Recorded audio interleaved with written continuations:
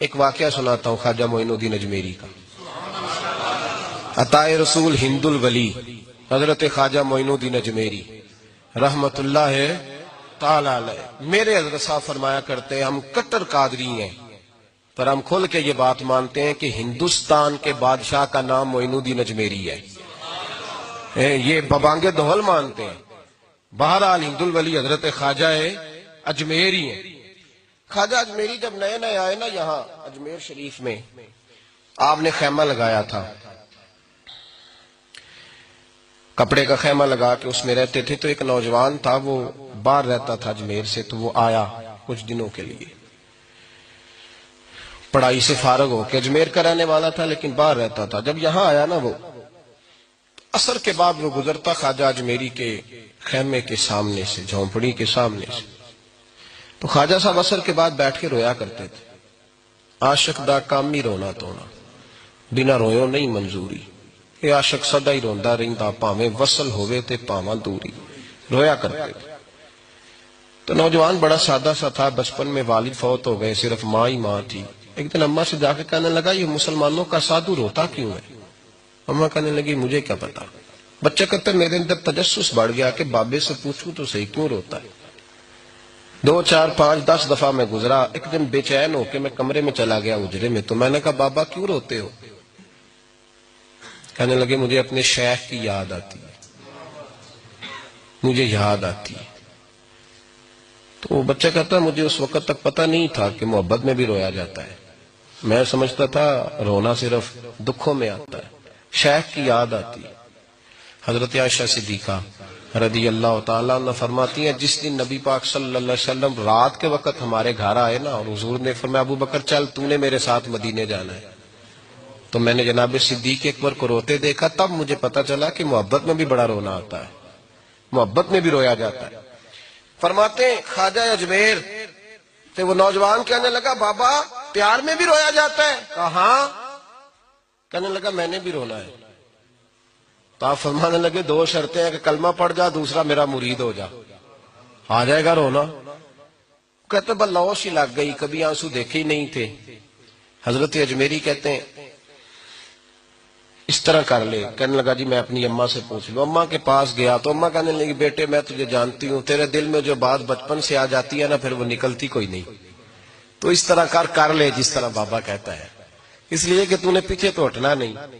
جا کے مرید ہو گیا، کلمہ پڑھ گیا۔ اب بابا جی کہتے ناشتہ بھی میرے ساتھ کرنا ہے، شام کا کھانا بھی، اور فجر کی سیر میں بھی تو ساتھ جائے گا۔ پریت ہو گئی، پیار بڑھ گیا، پر کٹ گئے، زندگی بابے سے وابستہ ہو گئی۔ اب چند مہینے جب گزر گئے نا پوری لو لگ گئی، تو بابا جی کہنے لگے بیٹے تیری 3 چھٹیاں ہیں، 3 دن تو نے مجھے ملنے نہیں آنا، بالکل 3 دن کے بعد آنا۔ اس نے کہا مسئلہ ہی کوئی نہیں، پرواہ ہی نہیں تھی نا، پتہ ہی نہیں تھا۔ تو وہ چلا گیا گھر، صبح سے شام تک رہا۔ شام کو اماں نے روٹی دی تو 3 روٹیاں کھایا کرتا تھا، اب ایک لقمہ بھی نہ توڑا جائے۔ اماں کہتی بیٹے خیر ہے؟ اماں جی پتہ کوئی نہیں، کوئی اندر کمی ہے کسی چیز کی، کوئی خبر نہیں، پتہ کوئی نہیں۔ خواجہ صاحب رحمت اللہ تعالی علیہ کا وہ مرید، اماں بار بار پوچھتی لیکن کوئی بات ہو تو بتائے نا، کچھ نہیں اماں کوئی نہیں۔ بڑی مشکل سے شام ہوئی، شفق غائب ہوئی، اندھیرا جو چھایا، ساری دنیا بستر پہ لیٹ گئی، تو اس نے اٹھ کے چھت پہ گھومنا شروع کر دیا۔ بچہ نہ سوئے تو اماں کیسے سوئے؟ اماں بھی چھت پہ آئی، کہا بیٹے کیا بات ہے؟ کہا اماں پتہ کوئی نہیں، کوئی میری نیند اڑا کے لے گیا ہے۔ بیٹے تو نے روٹی بھی نہیں کھائی؟ کہا اماں کوئی نہیں پتا، کوئی پتہ نہیں۔ جب 12 بجے کے بعد کا وقت آیا تو پھر ہلکے ہلکے آنسو نکلے، اور جب سحری چمکی تو دھاڑے مار کے رویا۔ بیٹے کیا ہوا؟ لگا اماں میں نے بابا جی کے پاس جانا ہے، اسے کہے مہربانی کرے، میں نہیں، یہ جدائی میرے بس کا روگ نہیں، اب نہیں میں نہیں رہ سکتا۔ فجر کی نماز پڑھ کے تو اماں گئی، کہنے لگی مہربانی کر اسے بلا، تو بابا جی کہنے لگے اسے کہے ابھی تو 1 دن گزرا ہے، ابھی تو وقت بڑا پیچھے ہے، ابھی ٹائم ہے۔ بس اگلے دن کی جو شام ہوئی تو ماں کے قدموں میں گر گیا، کہنے لگا خدا کا واسطہ اسے کہو میرا نہیں گزارا ہوتا، اب نہیں، آبادی ہو گیا، اب اگر اس کی دید کا نشہ نہ ملا تو مر جاؤں۔ حضرت اجمیری رحمت اللہ علیہ کے پاس اماں روتی ہوئی آئی، کہنے لگی بابا مجھے نہیں پتا تیرا اس کا رشتہ کیا ہے، میں تو ماں ہوں۔ اس کے آنسو گرتے ہیں تو میرا کلیجہ پھٹتا ہے، وہ جب روتا ہے تو میری جان نکلتی ہے، مہربانی کر اسے دید کا نشہ دے، میرا بیٹا ہے بلکتا ہے دیکھا نہیں جاتا۔ جب یہ لفظ کہے تو آپ فرمانے لگے ماں تو عویس کرنی کی ہو تو میرے رسول دیدار منع کر دیتے ہیں، تو ماں بن کے آئی ہے تو تجھے کیسے روک دوں؟ فرمایا جا اسے کہہ آ جائے۔ اب وہ وہاں سے نکلا تو دوڑا آیا اور آ کے کھڑا ہوا تو حضرت اجمیری مریدوں کو سبق پڑھا رہے تھے، کتاب کھلی ہوئی، بات ہو رہی تھی مریدوں کے ساتھ گفتگو ہو رہی تھی۔ وہ آ کے کھڑا ہو گیا، ایک نظر یوں اٹھائی تو دروازہ، بڑی دیر سے کھڑا، یوں نظر اٹھائی اس کی طرف دیکھا، بس دیکھا ہی تھا کہ وہ دھاڑے مار کے رونے لگا۔ تو حضرت اجمیری نے مسکرا کے ایک جملہ کہا، فرمایا پتہ چل گیا محبت میں بھی رونا آیا کرتا ہے، پتہ چل کے دوڑ کے قدموں میں آیا۔ اور پھر لوگ کہتے ہیں جب وہ آیا نا تو آنسو حضرت اجمیری کے بھی نکل گئے، رو پڑے، آہیں نکلی۔ فرمانے لگے بیلیا رات سویا نہیں نا؟ کہا حضور نہیں۔ فرمایا میں بھی نہیں سویا، تو اگر بیدار تھا تو کل شام روٹی نہیں نہ کھائی؟ حضور نہیں کھائی۔ فرمایا میں نے بھی کوئی نہیں کھائی۔ یہ محبت دو طرفہ ہوتی ہے، یک طرفہ تھوڑی ہوتی ہے، اگر تو نے نہیں کھائی تو میں نے کب کھائی؟ میرے بھائی ہمارے مشائخ نے محبت کی زنجیروں میں باندھا مریدوں، تو بند گئے، گزارے ہی نہیں ہوتے تھے۔ قطب الاقطاب حضرت خواجہ قطب الدین بختیار کاکی رحمت اللہ علیہ فرماتے میں حضرت خواجہ معین الدین چشتی رحمت اللہ علیہ کی خانقاہ میں بیٹھا تھا، اچانک ایک تاجر، ایک دنیا دار شخص آیا۔ حضرت خواجہ معین الدین چشتی رحمت اللہ تعالی علیہ کے سامنے بیٹھے ہوئے آپ کے ایک مرید شیخ علی علیہ رحمہ جن کا نام تھا، ان کی طرف وہ تاجر تیزی سے بڑھا اور شیخ علی کا گریبان پکڑ لیا۔ میرے پیسے کب دو گے اور کتنے وعدے کرو گے؟ لاؤ میری رقم واپس کرو۔ حضرت خواجہ معین الدین چشتی رحمت اللہ علیہ ساری صورتحال سے بے خبر تھے، جلدی سے اٹھے اور اٹھ کر کے اس تاجر سے کہا کہ معمہ کیا ہے، بات کیا ہے؟ کہا حضور بہت عرصے تھے آپ کے اس مرید شیخ علی نے میری رقم دینی ہے اور واپس نہیں کرتا۔ خواجہ صاحب علیہ رحمہ نے شیخ علی کی طرف دیکھا اور فرمایا یہ معاملہ کیا ہے؟ عرض کی حضور غریب ہوں، کمزور ہوں، تنگ دست ہوں، قصدن ایسا نہیں کر رہا، اس سے کچھ مہلت لے چکا ہوں، وہ ختم ہوئی، اب اور مہلت کا سوالی ہوں، اور یہ مجھے مہلت دینے کو تیار نہیں ہے۔ خواجہ اجمیر علیہ رحمہ نے اس تاجر کی طرف دیکھا اور فرمایا غریب ہے، مجبور ہے، اس وقت تنگ دست ہے، اس کو کچھ مہلت دے دو، یقیناً تمہاری رقم لوٹا دے گا۔ اس نے حضرت خواجہ علیہ رحمہ کے ساتھ بھی توہین آمیز لہجہ معاذ اللہ اختیار کیا، ابھی لے کر کے جاؤں گا، پوری رقم لے کر کے جاؤں گا، ورنہ نہ صرف یہ کہ اسے رسوا کروں گا بلکہ میں اسے بازاروں میں کھینچوں گا۔ خواجہ قطب علیہ رحمہ فرماتے ہیں جتنے لوگ وہاں بیٹھے تھے ان سب کی طرف جب شیخ علی دیکھتے تو کمزور پڑتے، روتے، میرے پیر بھائیوں کے بیچ آ کر سرعام اتنے لوگوں میں میری اتنی رسوائی کر ڈالی۔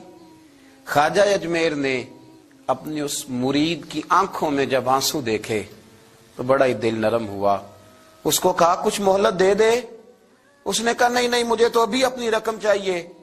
خواجہ صاحب رحمت اللہ علیہ نے زمین پر چادر بچھائی، چند سکے جیب سے کیا نکالے تھے کہ اللہ تبارک و تعالیٰ نے بھرے خزانوں سے دولت عطا فرما دی، یہ ہے تمہاری رقم، اٹھاؤ اور لے جاؤ۔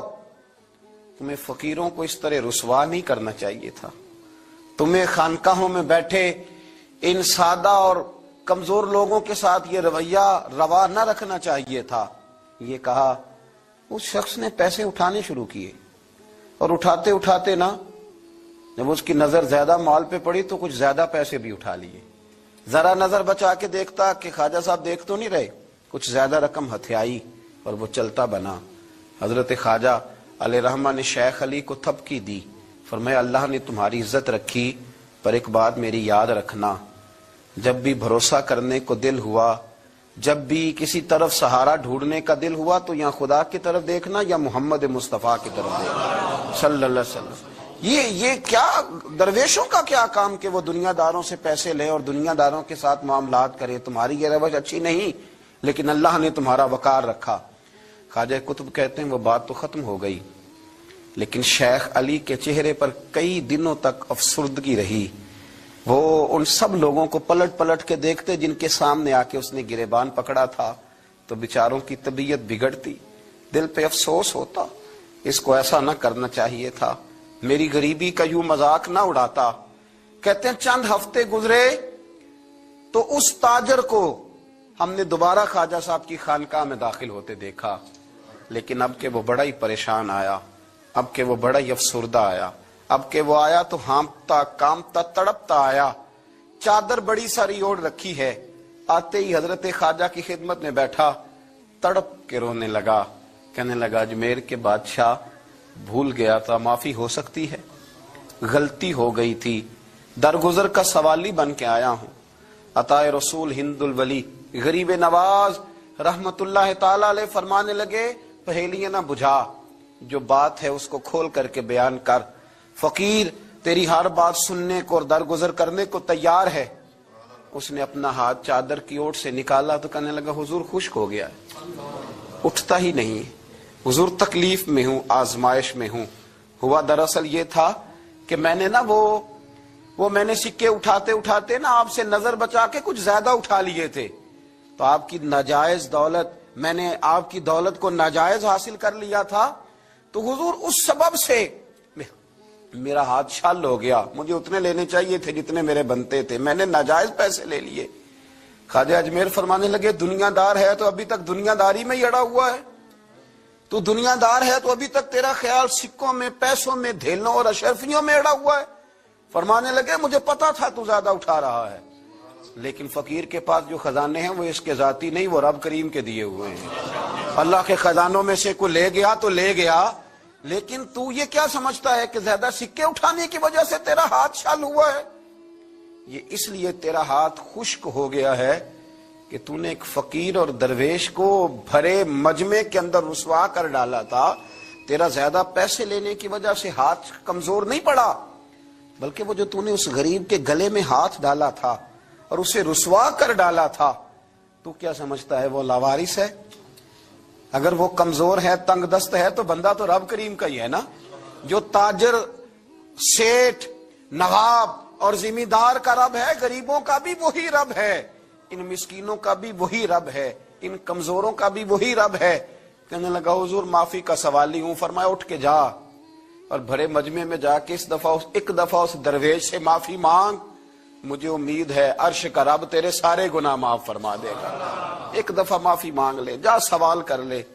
وہ شیخ علی کے سامنے آ کے کھڑا ہوا، وہ کہنے لگا اگر آپ معاف کر دیں تو میری تکلیف دور ہو جائے گی۔ شیخ علی کی آنکھوں میں چھم چھم آنسو برسے، کہنے لگا آپ نے معاف کیا کہ نہیں کیا؟ کہنے لگے یار تو تاجر ہے، تو ذمہ دار ہے، تیرے دل میں پتہ نہیں کیا تصور ہے، پر میں نے تو معاف کرنا ہی ہے، اس لیے کہ نہ میں تاجر ہوں، نہ میں ذمہ دار ہوں، نہ میں دنیا دار ہوں، میں تو غریب نواز کا ماننے والا ہوں۔ میری مجبوری یہ ہے کہ جس شخص کا میں نوکر ہوں نا، اس نے سکھایا ہی معاف کرنا ہے، جس کے در دولت پہ میں رہتا ہوں انہوں نے درگزر کرنا سکھایا ہے۔ ادھر جب